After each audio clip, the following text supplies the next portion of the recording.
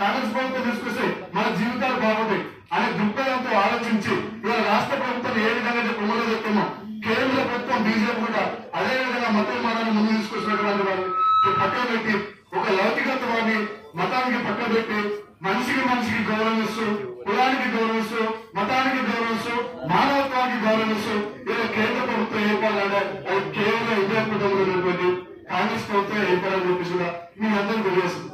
మనందరం కూడా కేవలం ఒక్క నెల రోజులు గతంలో ఏ విధంగా పనిచేసామో అదే తరహాలు గ్రామానికి వెళ్దాం, మండలానికి వెళ్దాం.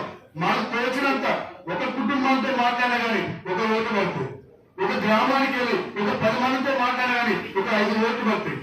కేవలం మనం చేయాల్సిన పనుల గతంలో 10 ఏళ్ల నుంచి ఈ కేంద్ర ప్రభుత్వం చేసినటువంటి వ్యవహార శైలి ఏదైతుందో దాన్ని గ్రామాలలో తీసుకెళ్లి మనం ఎక్స్ప్లెయిన్ చేయాల్సిన బాధ్యత మన మీద ఉంది.